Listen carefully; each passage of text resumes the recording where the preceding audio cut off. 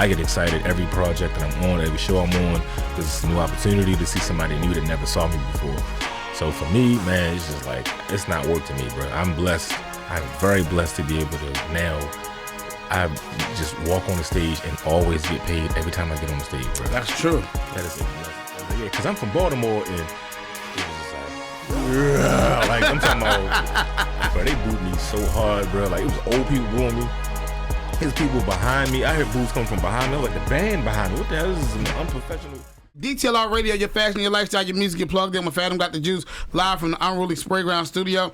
On this beautiful Tuesday, yo, it's actually pretty cold, man. Actually freezing, to be honest with you. We're preparing for a pretty strong snowstorm in this northeast region or mid-Atlantic region in a couple days. So everybody, y'all better bundle up, in the words of the great Freeway, okay? But anyway, enough of that. It ain't got nothing to do with nothing right now, man. I'm not a meteorologist. I'm sitting here with a guy who really needs no introduction, but I will introduce him. He is a funny guy. He does real comedy, stand-up comedy, skits as well. He found a way to make sure he stayed to show that comedy spirit on the internet, because we know stand-up comedians sometimes can hate doing stuff for the gram, okay? Mr. Desi Alexander is in the building. What up? What's going on? How y'all doing, man? Desi Famous is here, man. What's up, G? Be here, man. I'm happy to be here, man. I'm glad to see you and finally get to see you. Finally, man. What's up? You've had mad conversations. I'm proud of you. Always been seeing you always, in the midst man. of everything, man. Every time I see your name come up, every time I see you in the background of things. That's right. Man, I was watching the news one time, and you was standing in the background with the people, fighting for the people. I said, is that yeah. I said, is that you in the background? He's like, yeah, that was me. Listen, man, I found my way. You know, sometimes they call me to come to these places and I don't know what I'm gonna be doing. They just say, hey, come be here. We feel like you need to be a part. I was like, all right, cool. Prime time news in the I need to be a part. You know, it's quite interesting because I still got a day job, right? Mm-hmm. So I tend to go to my day job, and sometimes stuff like the news, they be like, hey, I saw you on the news yesterday. Yeah. No, you didn't. No, you didn't. Don't be too loud. Yeah, don't be too loud. Yeah, they think you got too much going on and they try to fire you, man. Mm-hmm. Yeah, man. How's life, Desi? Good, man. Just coasting through. Going through the transitions with all my girls. Okay. So, yeah, I'm in the house with five girls. My wife and 4 daughters. And moms. She's staying in the apartment downstairs, so we all in one big house together. Man. And I'm the only guy, so it's good to be around guys, man. Man, that's tough. So, yeah, man. So how does that? So that's why you didn't bring nobody out with you today? I told them last night. I said I'm taking y'all to David Buster's. So okay. Leave me alone the rest of the week. Okay. I'm taking y'all on a school night. So be happy I'm taking y'all on a school night. That's crazy. So I'm busy the rest of the week. So I got to lock in. You did it for Dr. King though. Did it for Dr. King. I did it for everything, for them and Dr. King. There we go. I'm sure they enjoyed that. I thought it was going to be not that many people. It was packed in there. I was saying, everybody was in there. Everybody was doing it with Dr. King last night. Yeah, you know, I went to go see that wild movie. You went to this Dave & Buster's, right? Mm-hmm. Yeah, I was out there last night. Not Dave & Buster's. That would sound crazy with no kids. I went to the movies to go see that Primate movie. Oh, snap! I want to see that. I heard it was good. I heard it was bloody. It's real bloody. Okay. And this chimpanzee just goes crazy on his family. Pretty entertaining. Yeah. I'm gonna tell you why it's entertaining. Because why do y'all have a chimpanzee as a pet? You got too much money, you got too much free time on your hands. So whatever happens after this is your fault. The owner of the chimpanzee, he was deaf. That's even worse. So now you can't even hear. You can't even hear. Yo, he's going crazy in there. You can't even hear. Chilling. It's a lot, man. Yeah. So let's start with the business of the business first. Yes. We got a special coming up. Oh yeah. When is it? This Friday. We got 2 shows, 7 to 9, at the Gordon Theater out Owens Mills. So Baltimore, y'all get to come out into the county for a little bit, feel good, feel like being in the city all trumped up together and stuff. So I need to see y'all, man. Tickets is halfway sold out right now, so I'm excited. So we 3 days before, and I already know Baltimore is very last minute. Oh, very last minute. They're going to stress you out to the last second. That's a walk uptown. That's a walk uptown. Definitely. Like Modesto. Walk uptown. Yes, but yeah, we're looking forward to it, man. Stress Signal is the theme of it. We're talking about life. We're talking about things that stress us out and making light of it and really just coming together as one. But yeah, I'm looking forward to this, man. This is the first show for the tour. I'm starting it off in Baltimore and filming it. So yeah. Now you said it's in Owens Mills. Mm-hmm. Where again? The Gordon Theater. Because I live in downtown Owens Mills. So where's this Gordon Theater at? I forgot the exact street. I can hit you with that. It's on the flyer and everything. Okay, I got you. Okay, we're going to find the Gordon Theater. I'm glad you're doing this in Owens Mills, man. Yeah. I love Owens Mills. Yeah. Owens Mills has a special place in my heart. Everyone knows that. Me too. There we go. What? I don't know how old you are, but I'm up there with you. Don't worry. Mall. Oh yeah, I remember the mall. We had to get on the train and walk through the little trail. Yeah, we had all that. That's why my heart is still in Owens Mills. Man. I mean, when they had the carnival out there. What? The carnival, but man, look, you had to go to the movies, get your ticket, and then walk to the mall, wait for your movie to come on, then walk back to the movies. That was like the theme in my 20s. That was the thing. That pick up chicks. All that whole thing has changed. Yes, it has all changed. But I love it. I call that whole area downtown. That's where I got a lot of the girls I was dating that time. I used to pick them up at Owens Mills Mall, man. Oh man, back when we first got our flips. I remember our flips. Oh, you look like you young. I don't know how old you are, the StarTech flips. StarTech Motorola. I had a Samsung M900. My phone number was 410-917-0258. I had the same number since the 20s. So, yeah. Damn. I had the same number, yep. Walk up on the girl like, what's your name? Showed I had a color screen. Everybody had Nextels and flips with the blue blues. You had the same number since your 20s? Since my 20s, yep. You're a responsible man. Right. Salute to you. I don't feel like learning nothing new. I said, we're going to switch. I went from Singular. That's an old company. Yeah. That's another old cell phone company. AT&T owned it. But I went from Singular to T-Mobile to, so. And you kept the same phone Same number, yep. Whew. But shout out to Owens Mills. That's where we got all the numbers at, man. Just go up there, show it. Once the girl see your phone and she got a high tech phone, she he got an M900. He got a color screen because everybody had Nextels and they had the little. I could never afford the Nextel. I was I was hurt. I wanted to be a part of the chirp crew so bad. Yeah, I did, but it was just a tough time in my life. Mm-hmm. I had that StarTech Motorola, and then I stopped paying the bill because I think we was with MCI at the time. All right. And they didn't send you a bill. When the bill finally came, it was in my mother's name. It was $3,000. Lord. What you do to make it? I was only working at BJ's at the time. It wasn't. You only had free nights and weekends at the 9. Oh, you was chatting it up. Man, and it wasn't no texting. It was just straight phone. Straight phone call. So I don't know what I was doing, but bill came with $3,000. Needless to say, that phone got cut off. Switch numbers. So I almost said that happened to me. I was texting back when it was texting pay per use. You had to get on the internet, and I didn't know. A little girlfriend at the time was texting me. Who was on the internet, just texting back and forth through the internet, and the bill was like almost $1,500. Golly, to see how far phones have come. Oh man, it's crazy. Yeah, man. Never thought you'd see the day. I thought I was gonna be stuck on the regular keypad in BlackBerry forever. Yeah, I'm never coming off this. Feel the buttons. Yeah, I'm never coming off this. And then this iPhone thing dropped, touchscreen. I fought it for a long time. Yeah, I did too. I had a pocket PC for a minute. You know? Oh yeah, with the stylus. Yeah, the stylus. Boy. Like a businessman. You're like, what put you in my schedule? I always try to feel like that. You know what I'm saying? Like I pull a joint out. You ain't got nothing going on, but it looked like it. It looked like it. Yeah, you know what I'm saying? Back then, I was working for FedEx, so I felt special. Okay.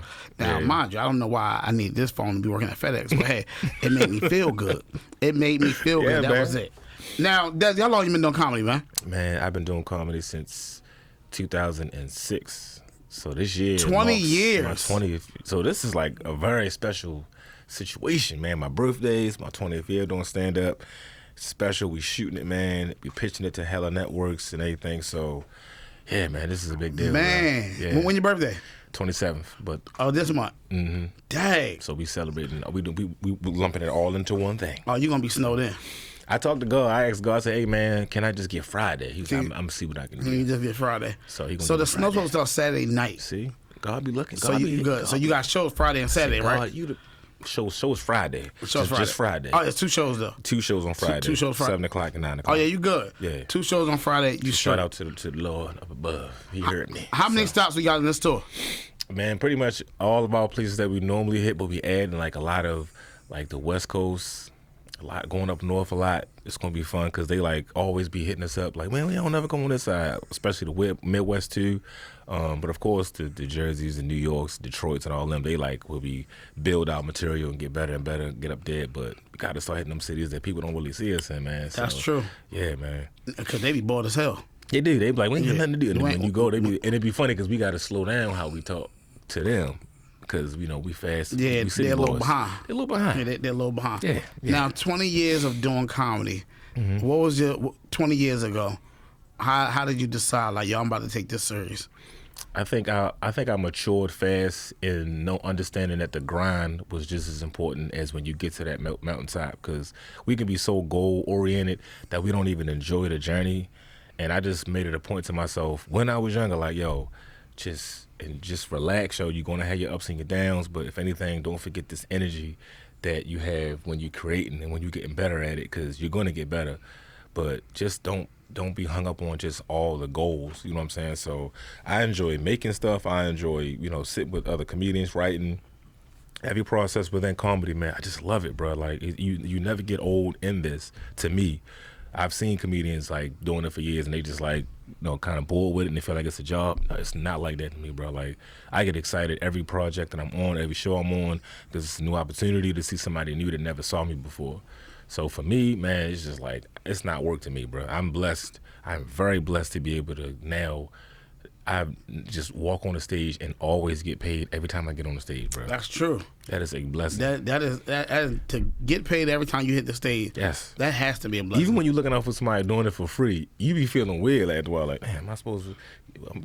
You be waiting for the check. Like, so I'm looking out for another comedian. Okay, I'm gonna step out because I'm feeling weird because I ain't get paid. Yeah, but also even with that part, right? In your mind, you thinking like, he gonna see me over a little something. Yeah, you know what I mean? Like, but when it's for the love, like, yo, it's for the love, but you made something. Like, you can slide me something. But for the most part, when it's about my other comrades, I'll show up and do some time. But when it's like normally every weekend, I'm just traveling to some other city, and just getting just my job. That's what I do. So. Now, that first time you stood up there, what was that feeling like? You remember where you was at? Yeah, man, at Burks. And I was right after my failed basketball career. Okay, failed basketball career. I was going through it, trying to figure it out. I was trying to play semi-pro ball. I had a tailbone injury, had a knee injury. I was like, I don't know what's going on in my life. But luckily, my mom always kept me cultured in film and stuff like that, always kept me on the stage growing up. She's a playwright, film writer, book writer, and always kept me in her production. So even as a kid, my mom was just like, this is a script, learn this for a month, your name Junebug. That's how my mother was. So she kept me on the stage. But I strayed away doing basketball in high school. But it was one night, in between that little midlife crisis I was having, I was on a date. My lady at the time, like, we was the hostess sat us at a table right next to the steps at Burks. I don't know if you've been in the old Burks. No, I've never been there. Burks was like a restaurant downstairs, and all the inmates was like the cooks in the back. Oh. And then upstairs was the Comedy Factory. So. Oh, it was on Light Street. Yeah, it's now Royal Farms. Now. Yeah, so that's at Royal Farms now. Yeah, I remember that. That lady sat us right next to the steps, and then like you walk up the steps right up there, Comedy Factory right upstairs, and I kept hearing the door open and laughter. Like, you can hear the laughter, and Tony Woods was on stage. And I asked, like, what's that laughing coming from? It was like the Comedy Factory was upstairs. It's a display up there. You can go check it out if you want. And I went up there, and I just seen Tony Woods just having mad fun, bro. And I was like, I feel like I can do it. You know, when you had that moment in your life, you're like, I can either do this now and change my life completely, or if I cannot, and just like go on to whatever else I was doing. I had that moment. I knew, like, this is it. And then signed up. Said, come back in a week. So write your little 5 minutes. And then I did my first, like, joke, and everybody bust out laughing to the point where I was just standing there like, this actually worked. And I was just like, I'm going to do this for the rest of my life. Your first joke hit? My first joke hit. What was the first joke? I was talking about my dad, man. Like, all my jokes about my father. Damn. Y'all cool? Yeah, my father, he passed in 09. But oh, man, sorry to hear that. That was all my materials about him and dating and all that stuff. But it was mainly about my father, how funny he was. And the way the crowd roared at the same time, I was able to, like, wait for them to die down a little bit and then start again on my next joke. And it was just like the timing was there to the point where I sat down and was like, I was that comfortable. And then they told me I got eliminated from the contest because I was supposed to only do 5 minutes. I did like 10 because I was just so like, I got it. Yeah. You know what I'm saying? You was in your bag. And I had to learn that comedy definitely also is timing. So yeah. Man, you got eliminated. Who was the person that won that? You remember that? That year, Lonnie Davis won. Shout out to Lonnie Davis.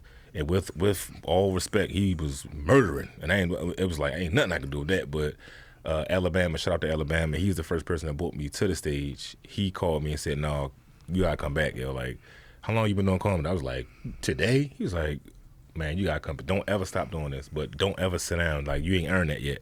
Don't sit down. That's when all like a lot of the other OGs was telling me stuff that night. But he was like, no, you gotta keep doing this, bro. Like, you built for this. So he made me come back. I looked at it like, all right, well, try comedy. Going home and dust off the old resume. He was like, no, man, you gotta come back, man. So I just started writing, man, after that, because being from my mom, she wrote a lot. So I get that from her, just wanting to write a lot. And yeah, sky's the limit, man. Have you ever had that moment where you was like, I don't know if this comedy thing for me? I think it's more so, should I slow down? I always knew comedy was for me, but it's like a lot of us have that doubt because life be lifing, and you be like, bro, I need to slow down trying to get on stage and try to find a gig, just concrete and taking care of me and my family and my whatever situation that you're in. But I never was just like, I'm gonna stop doing this. Mm-hmm. I just knew sometimes I would have to take, I think I need to take a break, and it was those times. Actually, with my wife, who was my girl at the time, and she was the one to say, "No, you can't take your foot off the gas right now." Shout out to her. Yeah, shout out to my wife. Shout out to her, because usually they'd be like, "Listen, nigga, you better hurry up and decide what you're gonna do with your life." Like, no, this is some women. Some women like that. Be like, you know what? You do need to take a break because it's not happening right now. How long you think you're gonna do that comedy thing for? Yeah, to her it was just like, nah, it's just a rough patch. You'll be fine. But she was like, don't stop, because this momentum you have is great, and I feel like something's about to happen. And every time she said that, something happened right after that. You know what I'm saying? So it's a blessing to have a woman that, you know, can see a vision beyond your doubt. Because as men, we feel like it ain't happening fast enough. It need to happen now because I'm working at this. It's at the timing of it's wrong. But she was like, nah, don't stop now. Like, I can see if we were struggling, but nah. Especially when you putting all them babies in it too. So she like, yeah. Yeah, she like, nah, you put a few of them, man. Yeah, bro. Yeah. We way off. You can't just, this is your career at this point. Okay? Like, you can do side stuff, but no, don't just quit because you mad. So yeah, she's always been like another, you know, battery in my back to push me, man, when I'm doubting myself. Because, you know, we as artists, we think too much sometimes. We're great thinkers, we're great creators, but that can also work against us sometimes. But we be thinking of the worst before the worst even happens, before it's even in the atmosphere. We be like, nah, this could happen, so to prepare myself. But she was like, Desi, calm down. And none of that, you ain't even get that close to that situation happening. So, did you have trouble? So I'm tight with Ty Davis. Mm-hmm. That's my dog, right? Yeah. Did you have trouble? Because I remember she had this problem where there was a time when the world had shut down. Mm-hmm. And she was right before then. Mm-hmm. She was like, I'm not no internet comedian. I don't do all that sketch shit. I don't do that. I'm not putting my material out. Yeah. She was hard body. Mm-hmm. Did you have that same? Oh yeah, because, you know, as men, we don't like change sometimes, and sometimes a change can come that may be the reason why you are successful. But if you don't roll with it, then you're gonna get rolled over. And my brother told me, because I was like, I'm downhole stand up. I ain't really with the skit stuff. I can do it, but I'm old school. And my brother told me, like, you have a lot of material, Desi, and some of that stuff, you know, every stage can't see. Even if you do get on the stage, then people in the room gonna see that. That idea for that joke that you have, just make it into a skit, and the world, it'll reach faster to the world and faster than people on that stage. So you got to be able to sell yourself and, you know, test it out. And, you know, don't be mad at them, because that's when Vine came out, and they was eating all them Vine people. I'm like, man, Vine. And it was like, man, on their bio they say comedian, and I'm a comedian. I'm like, you ain't no comedian. Just say you an internet comedian. That's a real beef y'all had. Yeah. Comedians versus internet comedians. Yeah. Does that beef still exist? I think it does. To the ones that people, like, sometimes people get mad when they blow up faster than stand-up comedians because they on the gram doing it, and they look at it like they don't have the time on stage like how we do, how we've put in that work. But it's always good to do a show, and the person that come up to you that's a comedian, like, I didn't know if he was a comedian or not, because once you started, I was like, going back and forth in New York, a lot of comedians in New York say that, like, I saw you online, I felt like you was big online, but I was like, I wonder how he do on stage. After the first 5 minutes, it was like, yeah, he do this, so I can tell he's doing this for a while. Especially now with you, because you got the internet thing popping. Yeah, you got you know, I'm a fan of the studio video. Yeah, you got something going with them. I even listen. I send you my request from time. It make you want to send a request. Like, I wonder how that went. Yeah, you know what I'm saying? Every time. How did you come up with that? Man, look, sitting with Jess, man, before a show, I think it was in Pittsburgh. It was in Pittsburgh. And it was around Christmas time, and we was listening to Boys the Men, and Brian McKnight, Let It Snow, and we was just tripping how extra Wanye was, and she was like, yo, you should do a video like acting how he be acting. And I was like, all right, and I did it, and she was rolling. We just did that for ourselves. And she's like, you gotta post it, yo, and I posted it, and it kind of blew up. And then I started thinking of all the songs that we've heard, but we've never seen music videos for. Think of all of your favorite songs that never had music videos. I was like, I always wondered how those songs were made and what was happening around that time. So in my imagination, this is how I feel like something probably would have happened. So how long did it take you to do them joints? I would say probably like 30 to 40 minutes. To do, like, to shoot it and then shoot it, cut it up, and then post it. Yep, like 40 minutes. Damn. Especially if I already know in my head how it's gonna go, like how I think it went.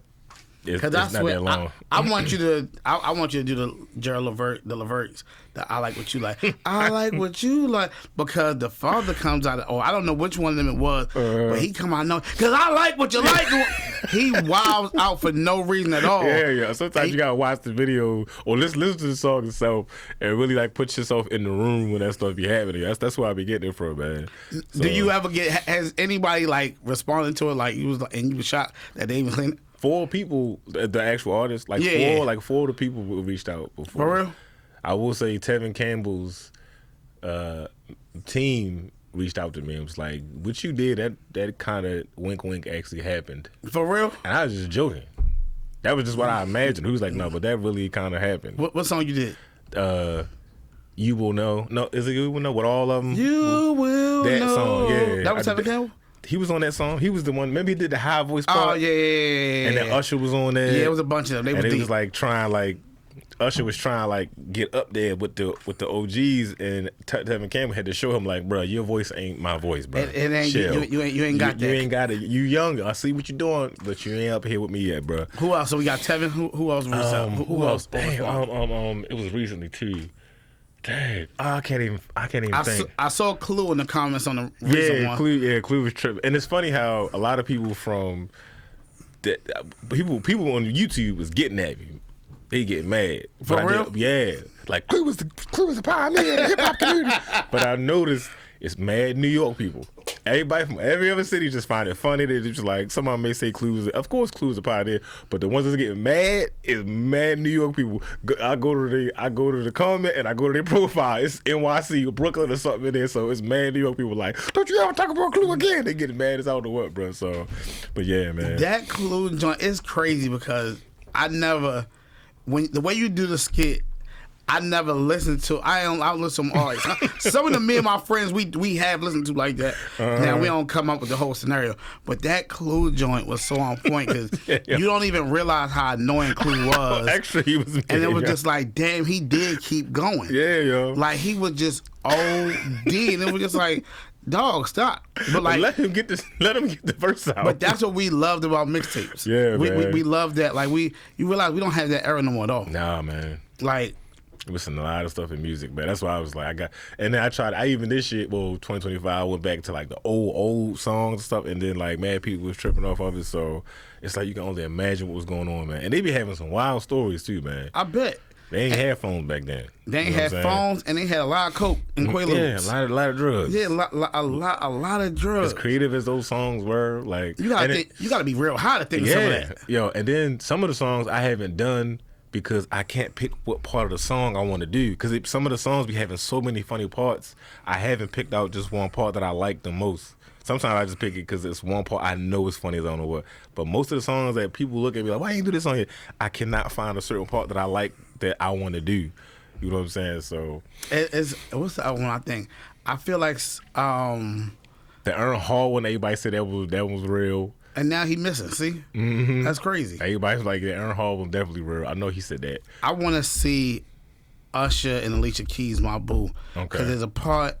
I think there's a part where somebody comes on there and starts wilding. And like towards the end, and it's so many songs we have like that. Yeah, people just start getting it in. Yo, they just come out of nowhere. You just like, yo, where did you come from? Acting like that. They feel like they gotta prove themselves, man. Like that's why I did so many Boys and Men songs, man. Because Wanye just be going off, bro.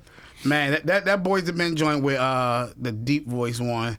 Yeah, when Michael we talking. And stuff, yeah, he talking and girl, I know you cheated on me. I just didn't care. Like, yo, what? Like, hold up, yo. Like, stop. Wait a minute. Nobody want to tell him to chill. Nah, nobody stopped. But then also you can appreciate it because that's back when men like really like was living on women. They That's really true. was showing they wasn't afraid to show their emotion. Nah, I ain't like that. No, you ain't doing that no more. You ain't doing I'm that. not putting all my cards out there like that to get embarrassed. Do we have anybody showing him? They get close to it, but not like that. No. We not getting the name. Who? We not getting not Jodeci on in the desert singing about a woman that left for an hour with the leather coat on, and with the leather boots, and I'm not living like that no more, man. And the motorcycle jacket. You know, we not getting. In the middle of the desert. Everybody went to that desert. Like what? Case went out there. Yep. Boys and men, they was in the white sandy beach. It was just like, yo, let's just go to the desert and shoot it. What made them think of that? Like, I don't know. Like it. The desert, it don't make sense to me. I think about like why the desert of all places. Like, yo, you can go to the top of a building, a mountain, anything. Like, yeah, but it's just like, yo, desert. I got an idea. We gotta risk our lives. Let's go to the desert. Hey, yo, put that level on. Put that level on. Hey, everybody, it's 100 degrees. I know. Don't worry about it. Hey, strap the boots up. Let's go. Strap them up to your calves. Let's go. Talking about this relationship with you and Jess, man. I know you've been one of the most loyal people to her. Yeah. And I've never seen y'all relationship waver. Mm-hmm. How did y'all get there? Like, how did y'all link up? Through open mics, seeing her, but to the outside world, we brother and sister. So everybody really think we brother and sister for real. But to Baltimore, they know we met in our comedy era. But I was the OG, you know what I'm saying, and going to open mics. I had my open mic. My man Cool Ant had his open mic. Shout out to Cool Ant.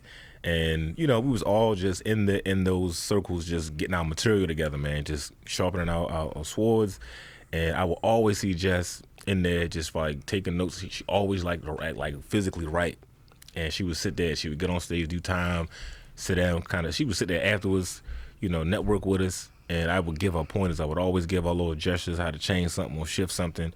And once we got really close, she had an open mic, not at St. Murray's. It was a spot off a road. I forgot the name of it.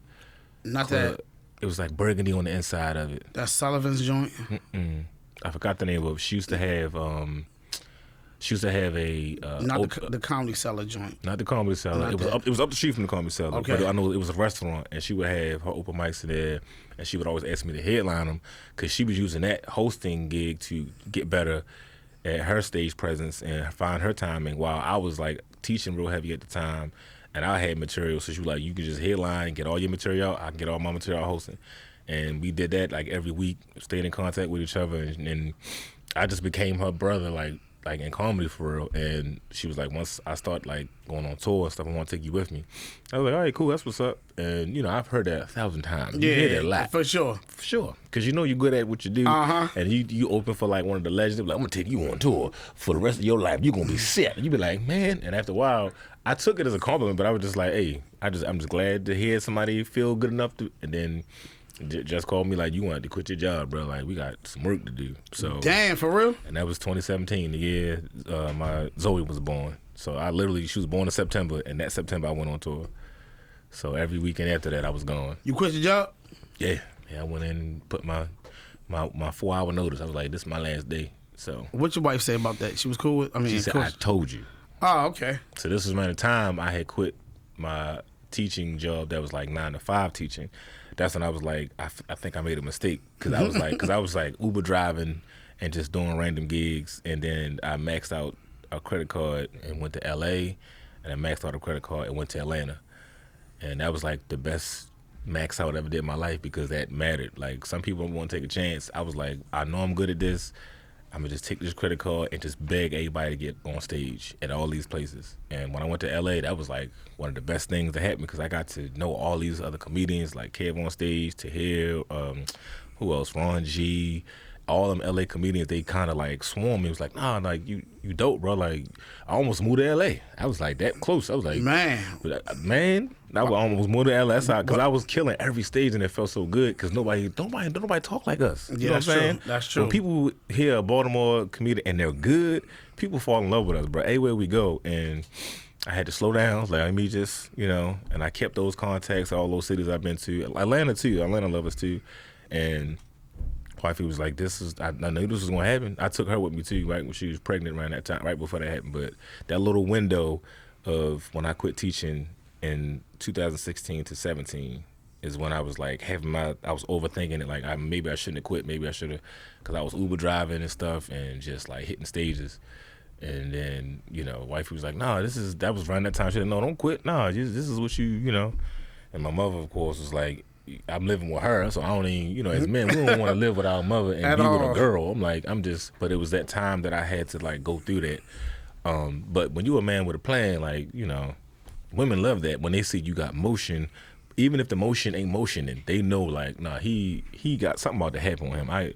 I can tell, and I always talk to her about it, even when we first met as friends and dated. She was always like, nah, you always got a vision you serious about this comedy. So, yeah. That's how you lock in, man. And to this day, y'all still cool. How was that last tour y'all did? Them crashes was hard. Yeah, the Bad Parenting tour was dope as I don't know what, because we didn't even plan on having a child at the same time. And y'all had a child at the same time. We had it, but her daughter, Marley, is 3 months from Journey, my youngest daughter. Man. We didn't even plan that. Everybody was like, man, y'all slick. Y'all look locked in like brother and sister. We ain't plan that at all. She found out right after she said she was pregnant with, her baby. I was like, yeah, long pregnant. She was like, yo, we about to have babies and kids at the same time, yo. And then the stress came in, and both of us, we barely talk to each other. She be sleeping. It'd be funny now when we on tour now, because before we used to like do mad stuff on tour. Like we meet up, get something to eat first, check out the city. Who want to do a after the show thing? We would do all that. Now, bro, we be on the road. We get off the plane, get something to eat. She be like, I'm gonna holler at you around like 6. The show at 7.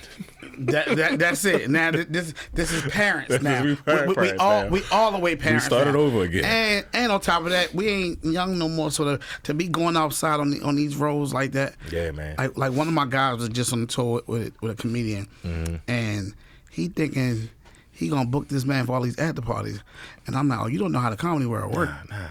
Yeah, it's a little different. It's a little different. And you gotta think, they up there sometimes 3 shows. Yeah. Yeah, he's not trying to go out. They want to go lay down, get something to eat. Yeah, man. It's relax. And then it's like when you got the energy for it, it's fun because it's more material. Because me and Jeff, we would go to like these after joints and just make fun of everything. And I would just explain to her how different the club is now. Like one club we went to in Indiana, it was just like the dance floor. You can tell it used to be how we partied. You can tell the way it was shaped. But like the dance floor, they just like made a bunch of cubicles in the dance floor. It was crazy, bro. I was just like, I can tell how this club used to be. And it was just all tables. It was just all tables. The floor was lit up, and then like you could tell this way it was going down there. I hate it. But it was wild, man. You ever got booed? Oh yeah, I got booed one good time. Where? At the biggest stage you can get booed on. At the Apollo. You got booed at the Let me tell you, I thought I was gonna do good because I killed the audition. Cause they give you 1:30 to make them laugh. It's 3 judges. And I stood in line all day. I was like, I think 513, number 513. Line was all around the block, and the audience is contestants. So you're performing for contestants and 3 judges. You know how hard it is to make people laugh that are nervous about their performance, and 3 judges who are not like laughing at all, and they seen everything all day. And I remember like 5 something, I think. Was it 213? It was like 213 or 513, I don't know. But I went up there, did my minute. I noticed all the comedians were rushing their jokes. They were trying to do 10 minutes in 1:30 seconds. I said, nah, I'm gonna do 1 joke. Now I'm gonna get off there. And I just did 1 funny joke, took my time, because I already talk fast. You know, we from Baltimore. Yep. I did 1 joke. And the one guy that wasn't laughing and nobody laughed, and I was like, got him, got his ass. And then just like, no, do another joke. And they let me do some more time. And I was like, I know I got him. And then they called me, went up there, and I knew I was headed for trouble. When I went to check in, like, yeah, I'm performing tonight. He's like, what, you rap? I was like, nah, I do comedy. He was like, oh, man, we ain't had no comedian here in a long time. I was like, what you talking about? I'm funny. He's like, I know. How many people do you got sitting here? I was like, I had like 2 buses of people from Baltimore come up. Came up to the Apollo? Come up to the Apollo. Church people, drug dealers, old heads, young people. I had mad people, bro. Yeah, like, church people and drug dealers. It was a wild mixture, bro. Okay, cool. It was a real wild mixture. Yep. But my mom was so dope. She set up a whole day, a New York trip. So you get to go to Junior's, get a cheesecake, shopping trip, Then at night, you go to the Apollo. They So let everybody, them bus trips. And it was like the first time some people even left Baltimore. Like all them old people from the church, it was like, I never even been out of Baltimore. All the church trips they do. The black church love a bus trip. They love a bus trip. They love Atlantic City, New York City. That's their thing right there. Bro, I got on stage. Once that dude said, "Do you bring people?" I said, "Yeah." He said, "Did you sprinkle them out in the crowd?" I was like, "Nah, we got a section. We got a whole right side." He was like, "Yeah, you messed up." I was like, "What you mean?" He's like, "Because when they boo you." I was like, "What you mean when they boo me? You don't even know me." He was like, "Nah, because when they boo you, if you would have sprinkled them in there, your people would have cheered for you, and it would have sounded like cheers." That's how I go here. I'm like, man, whatever. And my brother went outside in the line and was like, he's like, these people, they came here to boo. So I kept switching my set, bro. Like I was getting self-conscious.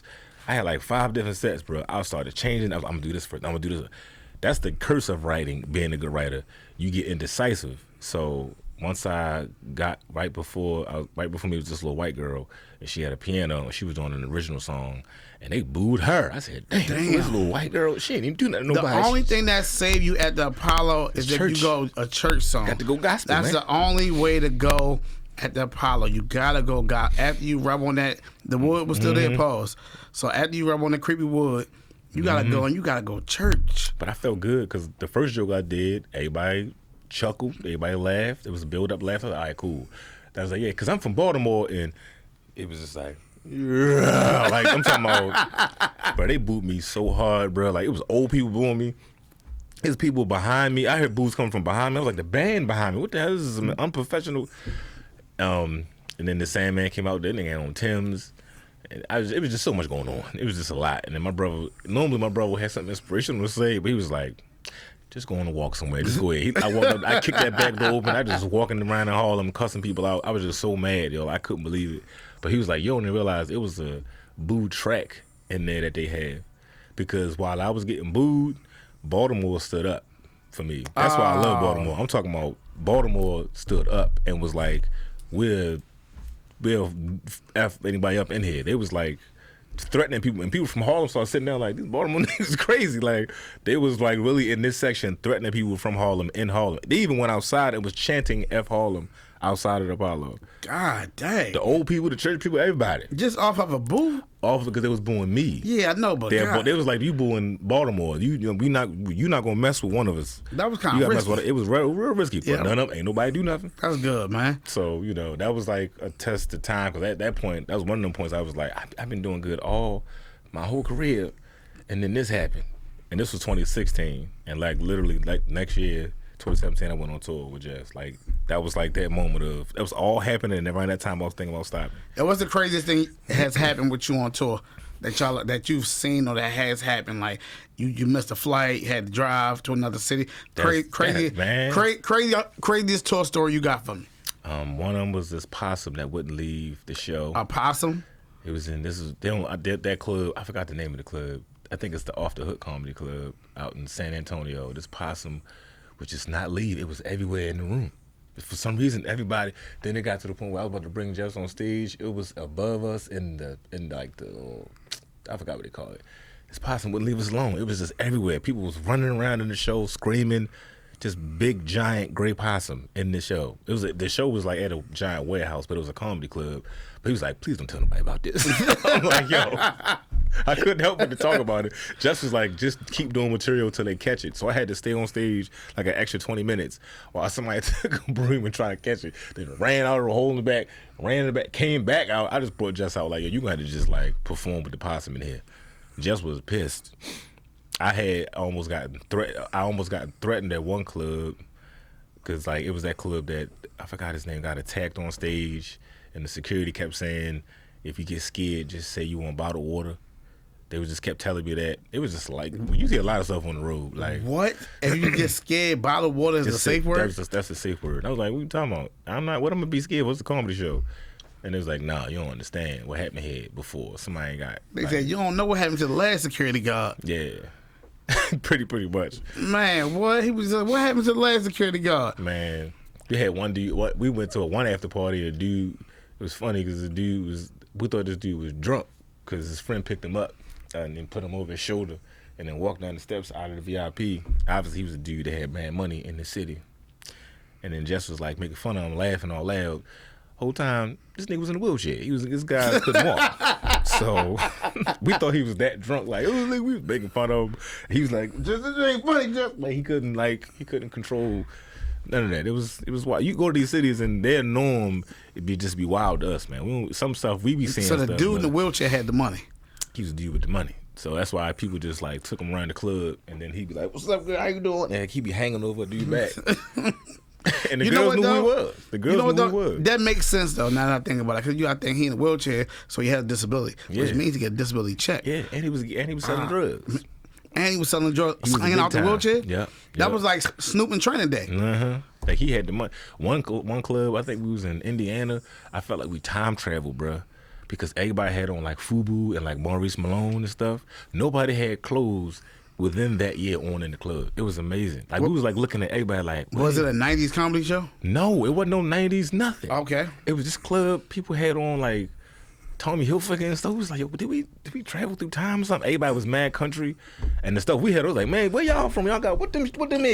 Because we had like phone posits. Y'all was looking like the Jetsons in there. We was somewhere in 2040 somewhere. They were still wearing FUBU and like everything from the 90s, Maurice Malone stuff. It was just Jabros. Nigga had on just some Jabro jeans. I said, I ain't seen no Jabros since I was in high school. What color he had on? There was like the navy blue with the mailbox. That was my joint.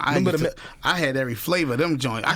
I cannot wait till they bring them back, because I still got mine. I might not wear that same size no more, but I'm going to fit them. I said, is this a 90s party? They was like, what's a 90s party? I was like, man, we really traveled through time. Yeah, like, do y'all know what year y'all are in? Yeah. What's a 90s party? We've seen some fights. Oh, man, sometimes fight. Not even at the comedy club. A lot of stuff be happening at these after parties, man. This one joint, these little Mexican dudes was fighting, and just trying to record and laugh. And then we didn't think they was serious because they wasn't hitting each other hard. Plus, we from Baltimore. We don't be no danger because we seen a lot of stuff. So we just be staring at stuff like, all right, okay. And they wasn't even, it was like a little Mexican dudes. And then more Mexicans came in. And then the dude that was a promoter, he was a Mexican. And then he got beat up. The dude that invited was getting Jess paid. Jess was like, we can't just leave because I got to get my money. I'm like, no, we had to grab Jess, throw her in the car. We went, Johnny Boy, shout out to Johnny Boy. He was out there. You know Johnny Boy from Baltimore, comedian Johnny Boy. Nope. We had the same van as somebody else. We grabbed Jess because Jess trying to record. Man, we open this car door thinking it's our truck. It's an Indian in there like, who did they? He thought we was robbing them. So yeah, that was a wild night, man. We got out of there alive though. He said we got out of there. We made it. We made it. That is all that matters, man. What's been your favorite city to eat at? Out of all the city to eat? Oh man, Chicago. I love eating in Chicago. Chicago. Yeah, man. Chicago is a beautiful city. Yes, man. It's violent, but it's a beautiful city. People say Chicago known for pizza. I'm like, man, let me go try some of their pizza there. They got some dope variety sizes of pizzas and stuff. So shout out to Chicago. Chicago is good, man. Who was on your Mount Rushmore comedians? Oh, Eddie, Richard, Bill, and Bernie. Eddie, Richard, Bill Cosby or Bill Bellamy? Bill Cosby. Okay. Man, that's what's up. Mm-hmm. And Bernie Mac. That's why I was raised like on Bill Cosby. Watching. Bill, Eddie, Richard. Them main three, but Bernie, I always add Bernie because Bernie make you feel good, man. You know what I'm saying? But those three, that's who I watched growing up, and you can kind of tell in my cadence on stage. But like I get my storytelling from Bill, my cadence from Eddie Murphy, and just my animation from Richard Pryor. So those three are my goats. That's really confident in you to still say keep Bill in there though. That's what's up because Bill had a rough couple years. He did. Yeah, you know what I mean. He going out kind of rough. And I got to see him live right before that happened too. For real? Yep. I went to go see him live in DC. He did an hour and 30 minutes sitting down and murdered it, bro. And then literally like the week later, one by one, and when it was coming out, I said, "What is going on with Bill Cosby?" Man, they did Bill so dirty. Did him so dirty. I watched that just crumbled him, man. Like he was about to go back out on tour again and do more shows. He did that. It was a comedy Central special he did. My man was about to buy NBC. That was crazy. About to buy every station. He was about to buy everything, and they just that's exactly how they do us every time. Every time. Yep. If Jess starts saying she about to buy the Breakfast Club, so you know what's going to happen. Well, don't say nothing. Tell her don't do it. I be telling her don't say stuff out loud. What you going to buy? They're going to get you. They're going to find something. Keep it low. Mm-hmm. Man, salute to her, man. I remember, I knew she was going to blow, but like I purposely had to make sure I didn't have a relationship with her just because everybody kind of felt that same vibe. We was on a party together at Oxygen. Mm-hmm. Man, I hated that party. I hated it, and I think she hated it too. She probably forgets that part of her life. So salute to her though for doing big things, and y'all still being tapped in. She texted me earlier about some random jokes she was trying to work on, but yeah, that's all. We text and talk all day, just dumb stuff. She definitely should put that oxygen time in her, because that party was horrible. It was like a hosting she was doing. Oh yeah, it was a club hosting, and she would get on the mic and be trying to tell jokes at the party. And it was like, we trying to hype these people up to drink and like freak on each other and go home and have sex, and you in here trying to tell jokes. Like, that's not. It was the weirdest pairing ever. The video she did today, that'd really be happening too. Like when she do like the hostings and stuff, because I opt out, because especially if Ash going to roll with us. They'd be like, Jess, you do this hosting after the show? I'd be like, I'll watch Ash. I ain't even got to go. She's like, no, nigga, go with us. I need somebody there with me because I don't be bored. We ain't going there. And she only, the promoter be like, you only got to be in there from this time to this time. She walk right in at that time. They be like, try to sneak out. And then you hear the DJ like, give it up for Jess Alexander in the building. She'll be looking good. We appreciate you being here, Jess. We love you so much. Everybody here for you, Jess. Please don't leave. Just stay right there. Don't move. She be like, I got to stay. This guy bought you some Nikes. Just come over here. I'm like, all right, yo, just stay. Just sit down, yo. Have you gotten to that point where you getting wild gifts from fans? Yeah. What was the worst one you've gotten? The worst one I've threw away. I've gotten watches. I've gotten most of the time I don't be knowing what type of energy stuff carries. I want the painters to stop. The painters are. Oh yeah, the painters. Those painters are trash. I've gotten some good ones. I'm blessed. I've gotten some great ones. But one of the gifts I got, I threw it away immediately because this lady had made me a bracelet with some stuff on it. It had like little trinkets and stuff. It looked pretty cool. I don't wear stuff that have to hang off too much. And she was like, this is for you, especially made for you, blah, blah, blah. The person behind her that was taking pictures and stuff was like, throw that away right now. That woman carries that woman is evil. She carries evil spirits that got the devil in it, and there's something going to happen to you if you keep it. Put it on the ground. Put it on the ground. I just threw it. And she was like, and she didn't want to take no picture. She said, I just stood in the line to tell you that. I don't even want to take no picture with you. I just want to make sure you don't take that home with you. Damn. I think he was in like St. Louis or something. They probably had a beef among each other. She done slept for with her man to sit there and wait and be like, don't keep that gift. She didn't have to tell me that. But I could have took home some demons or something. I don't know. I'm at that point where I'm finally getting some gifts. I got a little toy over there. Sino keep looking at it. Somebody dope. made it. That's dope. It was creepy at first to me. The lights. Yeah, because the lights. That's you. It's me. That's dope. Yeah, he put phone posits on. He put a Orioles Raven hat on, like a baseball helmet. Yeah. The crazy thing is, I'm not an Oriole or Raven fan, but I was like, hey, this is dope. You know, I think when I leave out of here, I think that thing comes to life, and I don't know what it does in here. Be clicking stuff. Yeah, I'm at that point, so it's a little different. Shout out to Butcher Youth, and Monster Z for making sure I got that. Yeah, it was pretty. It was like, we bringing you a gift, and I was like, y'all bringing me a gift. It's like 3D printed, like. Yeah, it was 3D printer. Yep, I was like, yo, how did you do this? Like, and what made you do this? Right. And it was just he just brought it up here and. We always get food though. That's always. Oh, y'all get food? Yeah, people. Somebody please deliver me some food. Hey, anybody. I'm shout out to all the cooks and all the chefs. Camera, Sam, clip this part, please. If you would like to bring me some food to the studio, bring my man some food, please. Listen, whatever it is, brownies, cookies. I'm that. And I'm supposed to be on the vegetables. Yeah, if you do some good vegetables, I'm trying to be vegan this year at some point in time. Okay. I don't know what year. I don't know when it's gonna be. Congratulations, man. That's a tough. It's a tough road because you be so used to certain stuff. Yeah, I'm trying to attack this health thing. I got a lot of success in my future, so I want to be here to enjoy it. And I just used to always have this saying, man, it's you like want testing your discipline and stuff. Yeah, you want to die hungry or happy. So just like you be smelling stuff. It's ridiculous. And restaurants are always on my algorithm for some strange reason. I follow Mad Cooks. Yeah, some of the best restaurants, and I'm a restaurant guy because I like going on dates, but I figure I'm single at this time in my life. Ain't nobody going on a date with. So it's like, I can't go to all the nice restaurants with my homies. Man, I could take Lori, though. Because I'm working on Lori back here because I need her to change her taste buds. I told her, we had an argument about struggle. Let me ask you something. Settle this debate, and then I'm going to let you go, right? Do you still do struggle meals? Mm-hmm. Damn. Sometimes I choose to because I feel like it would take you back. Ain't nothing like a peanut butter and jelly sandwich, man. Ain't nothing gonna ever make you feel like it make me remember material. Sometimes I need some noodles. I don't care. So what, they made from styrofoam and stuff. I just eat one pack. So how often do you eat a struggle meal? maybe like 2, 3, maybe 2, 3 times a month, if maybe 3. Damn. I had some hot dogs and beans last month. I was like, man, I miss my mom, man. You just so God. Hot to see. She understands. So you had hot dogs and beans, CDK. Hot dogs and beans, the good kind of hot dogs. I just had my youngin' here the other day. He said, and he's from Carolina. He said they call it beanies and weenies. I told him he shouldn't eat that. I don't want to call it that. Yeah, shouldn't eat that. I don't know. Beanies and weenies. Yeah, beanies and weenies is not a good thing. Hot dogs and beans. To call saying like I'm putting these weenies in my mouth. You just don't. It don't sit right. It don't sit right, man. At all. Desi, man, I appreciate you. Oh man, one last thing before I let you go. Favorite spots to eat in the city, man. What favorite chicken box, cheesesteak, crab cakes, crabs? Where we going? Okay, Doughfield. Gotta get mine from Doughfield. I ain't with the hip hop chicken. I ain't go. Yeah, it got the crack on it and it's good, but I still stick to my old school Doughfield, and I go to Mondawmin for subs. Okay. Upstairs. Upstairs Maria's. Yeah, Santa Maria's. Near where USA Boutique used to be. Yep. Yeah, them cheap. They ain't fall off. Never. Them cheesesteaks be banging, short. I'm telling you. Crabs and crab cakes. Crabs and crab cakes.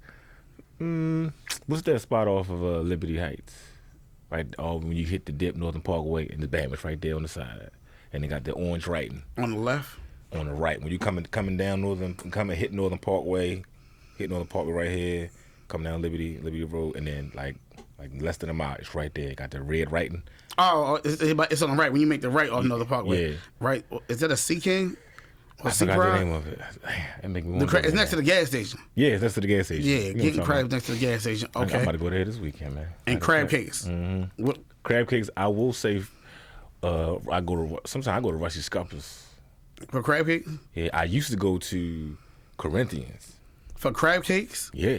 Well, I used to go they be having club nights. I'd be there like, you gonna come into the club? I'm like, no, I'm here for the crab cakes. I would just get I've never eaten out of Corinthians. I've never been inside Corinthians. Bro, I used to get crab cakes there every week. This is a long time ago. I don't know about them now. But wow. Yeah. Yeah, I was never a big Corinthians and Wednesday in person. Mm-hmm. Yep. I get the crab cakes.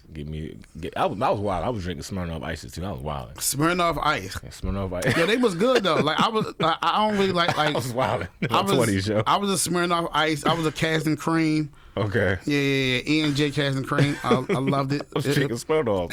It was my thing.